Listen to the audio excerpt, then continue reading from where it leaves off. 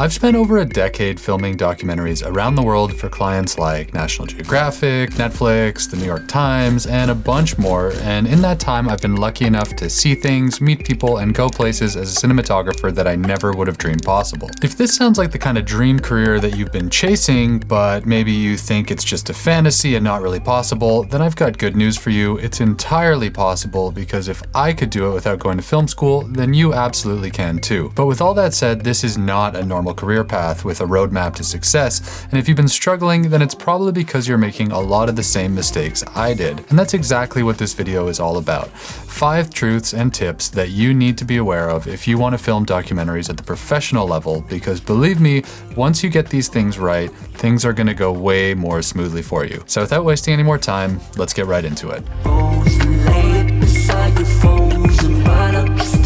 Hey guys, welcome back, and if you're new here, my name is Luke Forsyth, and on this channel, I teach the skills I've learned over 10 years working as a documentary filmmaker and photographer. So just to give you a bit of context on my journey, I am 100% self-taught, and I never took a single film or photography course in school. In fact, I didn't actually know I was even interested in a career like this until I was in my late 20s, so it's not like I was some sort of child prodigy who grew up with a Leica in my hands. I decided to go all in on this path after seeing the documentary War Photographer while I was working as an English teacher in South Korea. And because I didn't have any formal training, I just sort of stumbled my way through it, making pretty much every mistake possible along the way. Eventually though, after a couple of years of trial and error, I started getting work as a photojournalist, shooting stills for people like the New York Times, Al Jazeera, and a bunch of other big international newspapers. Then after 5 years or so of that, I made the jump into documentary production, and I never looked back. I should say quickly that while I consider myself a filmmaker in the sense that I do come up with my own ideas and fund my own projects sometimes, including directing my first feature film last summer, for the most part I spend my career as a documentary cinematographer, bringing big budget true stories to life from behind the camera. If you didn't know that was a real job, well, take it from me that it definitely is, and there is a ton of opportunity out there for people with the right skills.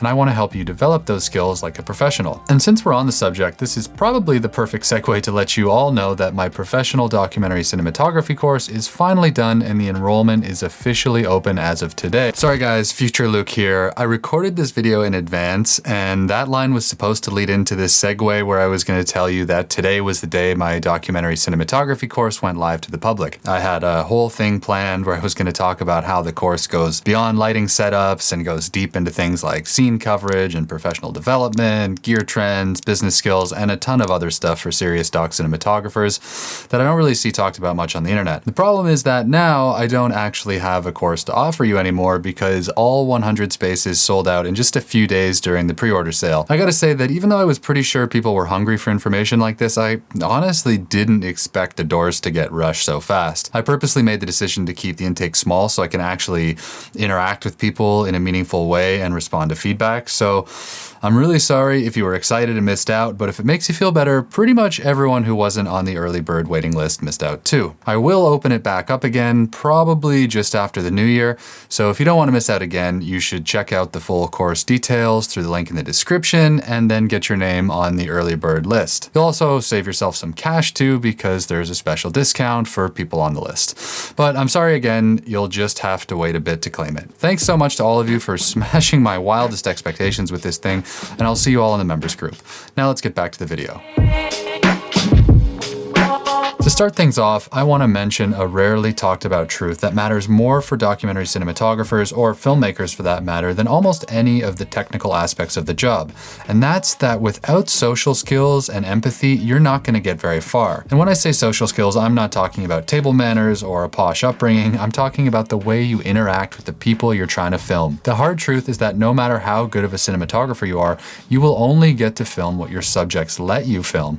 And for them to let you into their world, they're going to need to like and trust you. This might sound super obvious, but if you're not able to put people at ease and convince them that you're going to treat their story kindly and with respect, then you're never going to be able to get that super intimate scene you've been imagining in your head. Oftentimes in doc, we're filming people who are going through especially challenging moments in their lives, and if you expect to stand 2 feet away from someone with a camera and document the whole thing, you'd better believe that they need to like you. And just as an example, once I worked on a really big name show that I won't mention here, where one of the DPs DPs was so unempathetic with the characters that they all got together and told the director that they refused to film scenes if that person was behind the camera. That meant that anything involving characters had to be shot by me and the third DP, and the other person was only allowed to film B-roll.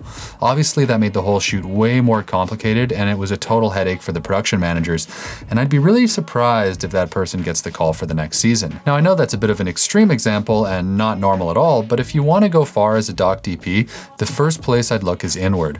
Be the kind of person that people want to open up to, and you will find very quickly that you're getting better, more intimate footage without having to spend a ton on gear. When I interviewed the Emmy Award-winning DP Matt Porwall for the cinematography course, and if you don't know Matt, he's insanely experienced and probably best known as the DP of Cartel Land, he said exactly the same thing, so don't just take my word for it. I'm just going to take a second before I go any further because I keep mentioning the course, so I'm going to take a minute and just break down exactly what this thing is. And future Luke here again. Right here I was supposed to go into another big thing about how the course included interviews with industry-leading DPs and directors like Matt, and how I was going to be adding more and more over time. But again, it's full, so we'll just have to cut all that. I am going to be posting a few of the highlights of my talk with Matt on the channel next week, and trust me, you'll definitely want to catch that one because Matt is one of the very best doc DPs out there and a great teacher too. I mean, if you've ever seen Cartel Land, you'll know what I'm talking about. So if you want to get access to long-form conversations with people like Matt, you'll want to get your name on that wait list. The good news is that by cutting all the course promo stuff, we can get back to the video sooner. Moving on, I want to touch on something that everyone loves and loves to hate, and that's gear. Now these days it's become way more common to hear the advice that gear doesn't matter, which is a mindset that I like a lot more than the older attitude of just buy more stuff. But it's not entirely true, because on one hand it's a mistake to think that buying gear will make you a better cinematographer or that having a new camera will get you work, but on the other hand it's not really accurate to say that gear doesn't matter. Unlike directing, cinematography is an inherently technical job, and the tools you choose to work with will impact your story and the finished product. Now, I'd love it if I could say honestly that you don't need to worry at all about gear, but that wouldn't be good advice. It is true that you can't buy your way into a powerful story and that owning equipment is definitely not going to get you jobs, but at the same time, if you don't have the right tools for the job, it will affect your results. Now, this isn't about me recommending a certain cinema camera or telling you without that fancy geared prime lens you can't shoot well. You can achieve great results with minimal kit if you use it like a pro, but there is a limit to that. If your story takes place mostly at night, but you have an older camera with bad low light performance, an f4 lens, and no lights, you're gonna struggle. Or if you're trying to follow characters as they live their lives, but you don't have the ability to run a shotgun mic and a lav mic at the same time, the results are gonna suffer. Like, try shooting at noon without an ND filter, or making an indoor interview look good without a key light, or capturing stable B-roll without a tripod, and I think that you'll find that gear actually does matter sometimes. I know it's way more trendy to say that gear doesn't matter at all. It's just not really true. A DP is the director of photography, and so you do need to understand what your tools do and what the right tool for each job is. So don't waste your money, don't think that gear is going to get you work, but also don't ignore it because you do need that base of technical knowledge to do the job well. That's why I devoted an entire unit in the cinematography course to gear, and I'm back one more time. You can probably guess what was supposed to go here originally, but I think you get the point by now. Waitlist. Next up, I want to highlight the importance of mentors and teachers on your cinematography journey because it's so much harder to improve on your own than it is when you have the help of someone more experienced than you are. We all need mentors, and I've had a bunch of them in my life. But now that I have a YouTube channel and I'm on the receiving end of dozens of emails a week from earlier career DPs, I can confidently say that a lot of people out there are looking for mentors in the wrong way. A typical email I get will read something like this. Hi, my name is so-and-so, and I'd like to become a cinematographer. I think your knowledge and experience could really help me out, and I'd like to set up a Zoom call so that I can ask you for tips and advice to help me advance my career. Can you see the issue there? I do respect the fact that people have taken the initiative to reach out at all, but this is absolutely the wrong way to go about networking. Emails like that, which is how most people approach me, are only about how I can help another person with their problems on their terms. And while I'd like to help everybody, my time is crazy limited because of working working full-time as a DP and running this channel. So from my end, these kinds of requests come off as a little selfish, to be honest. And odds are that the other DPs that you're reaching out to in this way feel the same way. Instead, to network effectively, you need to offer something in return and show that you really want to learn from that specific person and aren't just copying and pasting the same email to every DP you can find. You need to offer value to these people to be taken seriously, whether that's working for free or exchanging services, or even just straight up paying for their time. Asking people you've never met to give up the limited free time they have while offering nothing in return isn't the way to get a mentor, no matter how convenient that might be for you. The next hard truth I want to get across has to do with the inevitable ups and downs of this industry and just how long it takes to build your career.